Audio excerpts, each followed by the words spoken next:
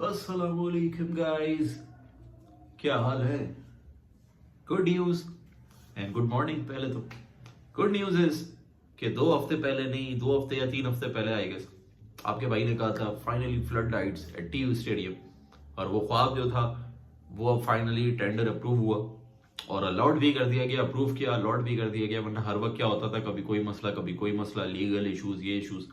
किस किस को अलॉट किया गया है, कितने करोड़ों रुपए लगेंगे इसके ऊपर, क्या है क्या नहीं है। फाइनली भाई टीयू स्टेडियम पे फ्लड लाइट्स की भी इंस्टॉलेशन हो रही है, बहुत सारी और चीजें हो रही है। पहले पढ़ लेते हैं भाई बात क्या है, फिर आगे अपनी टिप्पणी लेके चलेंगे।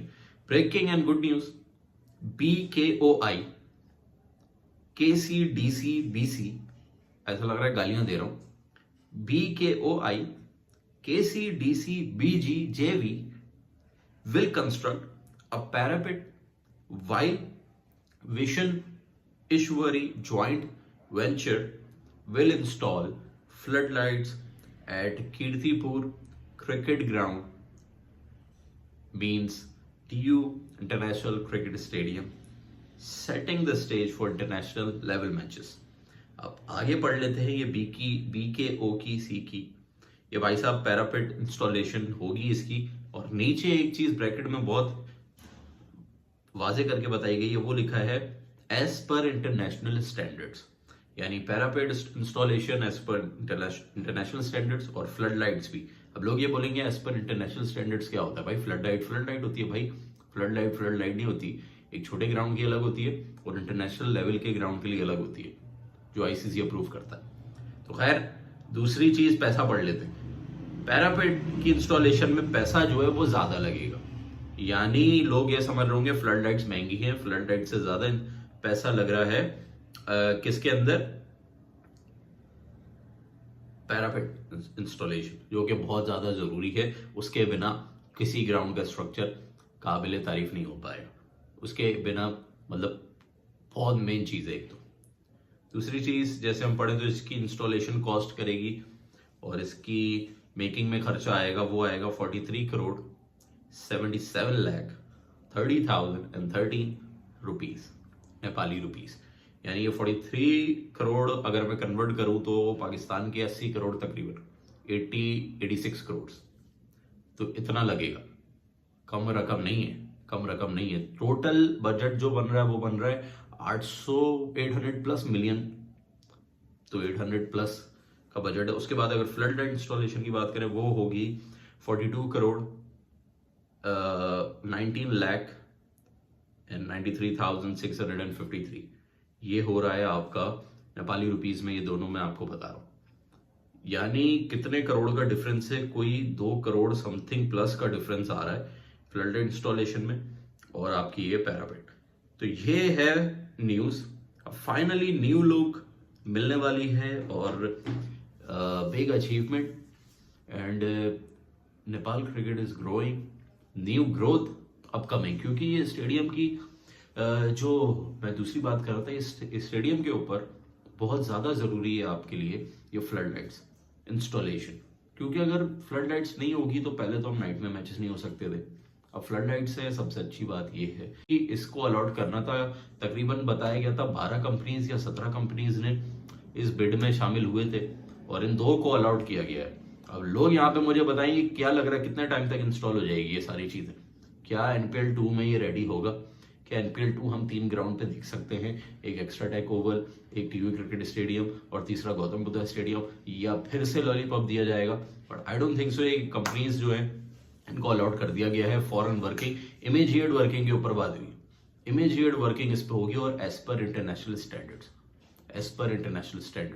तो खैर पारस भाई हेड्स ऑफ और कैन बोर्ड हेड्स ऑफ, जो भी ये कंपनीज हैं उनको हेड्स ऑफ। और मैं जैसे बात की मैंने पहली कंपनी जो पैरापेट का काम करेगी उनका, देखो उनका नाम मुझे नहीं पता, फुल फॉर्म क्या है वो आप मुझे लिख दीजिएगा, BKO की C की KCDC।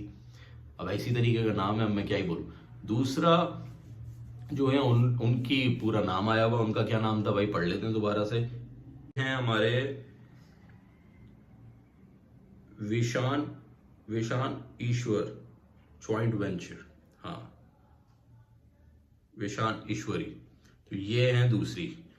तो खैर ये चीज अप्रूव है, लगता है कि अब काम फाइनली तेजी से हो रहा है और टीयू स्टेडियम फाइनली अब कुछ रेडी वेडी होता हुआ नजर आएगा। कुछ विजुअल्स आपको दिखाता हूँ मैं। टीयू स्टेडियम पहले कैसा होता था, जितना इन्होंने एनपीएल में वर्क किया है इसके ऊपर, वो आप जरा देखिए कि एनपीएल से पहले क्या हालत थी इसकी, और 11 साल पहले की अगर मैं इमेज दिखाऊं और 2024 तक, 2024 जून तक की आपको अगर पिक्चर दिखाऊं तो आप बोलोगे सेम, क्योंकि जो जालियां लगी हुई थी वो भी सेम की सेम है। 10 साल 12 साल में कोई चेंजेस नहीं हुई। 2011 कह रहा हूँ, 10 साल पहले की अगर इमेज दिखाऊं वो भी आप बोलोगे बिल्कुल सेम है, और 2024 तक सेम है एनपीएल के आने से पहले तक। एनपीएल आने के बाद आप ये देखिए ऊपर का एरियल व्यू, इसमें कितना डिफरेंस आया। तो फाइनली ये एनपीएल की बदौलत हुआ है। ये जो फ्लड लाइट्स भी लग रही है सब एनपीएल की बदौलत है, वरना आईसीसी के चिल्लड़ के अंदर, आईसीसी के जो हम चिल्लड़ देता है हमें रेवेन्यू के नाम पे मजाक करता है हमारे साथ, तो उन चिल्लड़ों में तो ये जिंदगी भर हम स्टेडियम बना ही नहीं सकते थे। ये एनपीएल को थैंक्स है और ये पारस खाड़का को थैंक्स है कि आपने एनपीएल को ग्लोबल करवाया। एनपीएल में कोई फ्लॉ नहीं हुआ, हमने देखा बीपीएल के अंदर लानत मिली है हर जगह से, वो सब भाग गए वहां पे। तो एनपीएल आपने इतना सक्सेसफुल एज एन एसोसिएट आपने करवा दिया, इतने बड़े पैमाने पे इतने बड़े बड़े स्टार्स बाहर के बुला लिए, ब्रेन लारा मिलने आ रहे हैं, ब्रैड हॉज, फिर कोचिंग इतनी बेहतरीन हो रही है, बड़े बड़े स्टार्स यहाँ पे आए, सब कुछ हुआ, फिर बड़े प्लेयर्स भी आए, खेले, निशम हो गया, गप्टिल हो गया, बहुत बड़े नाम है अपनी कंट्री की। तो वो आपने बहुत बेहतरीन किया, जिसकी वजह से बड़ी बड़ी कंपनीज जो हैं उनको इसमें पोटेंशियल ग्रोथ दिख रही है। उनको पता है मैं 40 करोड़ लगाऊंगा तो मैं 100 करोड़ कमाऊंगा, या मैं उससे ज्यादा ही। तो सब बहुत सी कंपनीज को पोटेंशियल दिख रहा है, और इवन पोटेंशियल दिख क्या रहा है, होने से पहले, एनपीएल होने से पहले ही हमें पता चला कि इंटरनेशनल टीम्स, जैसे आईपीएल की इंटरनेशनल टीम्स जो हैं वो बाय करना चाह रही हैं। जैसे आपने देखा है आईएल टी20 में एमरेट्स बना दिया, किसी को ऐसे टी20 के अंदर तो ये मुंबई इंडियंस वाली फ्रेंचाइजीज यहाँ पे आना चाह रही थी। यानी जो सुदूर पश्चिम है ना, तो हमें एमआई सुदूर पश्चिम नजर आता है उसका नाम, या वो जनकपुर ले लें अगर, तो एमआई जनकपुर हो जाए, ऐसे करके वो अपना करते। तो पहले ही सीजन में उनको पता था भाई पोटेंशियल तो है, क्रिकेट लवर्स हैं इधर, तो ऐसा हो ही नहीं सकता कि लीग फ्लॉप हो। तो वहां पे ये चीजें देखने को मिली। तो पहले ही सीजन में, दूसरे में आपने देखा अचीवमेंट्स की हैं। तो आईसीसी के चिल्लड़ में वो जो सिक्के मिलते हैं 2-2 3-3 रुपए वाले, उसमें तो कुछ हो ही नहीं सकता था। तो आपने देख लिया आईसीसी, जब तक हम आईसीसी के बलबूते पे थे तब तक हमारी क्रिकेट ग्रोथ आप देख लो, कोई स्टेडियम में वर्किंग नहीं होती थी, कुछ भी नहीं, क्योंकि कोई कंपनी लगाती भी नहीं थी, और जो लगाना भी चाहती थी उसके भी टेंडर के इधर उधर के मसले, इलीगली ये वो कर करके ये बर्बाद कर देते थे। अब क्या है कि एनपीएल है, कंपनीज भी बाकी आ रही हैं, स्पॉन्सर्स भी बाकी, वी होटल, आईपीएल, पीएसएल, बड़े बड़े लीगों को स्पॉन्सर किया उसने, पहले सीजन में एनपीएल को कर दिया और लेके गया, खुश होके गया। तो खैर एनपीएल को थैंक्स, जिसकी वजह से, और जिसने कराया उसको थैंक्स। तो जिसकी वजह से ये चीज़ें हो रही हैं, और एक ग्राउंड नहीं, तीनों ग्राउंडों पे अब काम हो रहा है। एक तो चलो प्राइवेटली, उन पे तो मैं विनोद भाई को सैल्यूट दूंगा, वो आप करवा रहे हो। अदरवाइज आप देखो गौतम बुद्ध स्टेडियम, जो कि मैं पिछले 3 साल से देख रहा था, लोग तो बहुत पहले से देख रहे हैं, मैंने जो पिछले 3 साल से देखा उसकी सेम ही इमेज देखी कि 4 सरिये ऊपर की तरफ और ग्राउंड गंदा।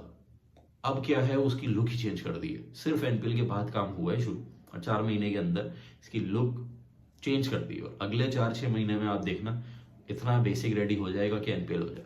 तो खैर thumbs up, cricket is growing rapidly, and even cricket is growing के बाद भी पैसा भी आ रहा है, some money and utilising very well, जेबों में नहीं जा रहा है, जा भी रहा होगा बट एटलीस्ट अब लग रहा है, क्योंकि एक क्रिकेटर जो है वो स्कैन मोड के अंदर। वरना अगर पॉलिटिशियंस ही भर दें हम, पॉलिटिशियंस तो भाई जेब में डाल के मलेशिया को बुलाएंगे, मलेशिया को कूट देंगे और बोलेंगे अवाम खुश। ये नहीं करना है फाइनली। और अब डेस्टिनेशन पे भी बात हो रही है, तो heads of, and I am very happy कि चलो यार एटलीस्ट अप्रूव हुआ। जो मैंने पहले वीडियो की थी, लोगों ने कहा था नहीं होगा, रिजेक्ट हो जाएगा, ये हो जाएगा, हो जाएगा, अलॉट कर दिया भाई। We are on the right track. Love you all.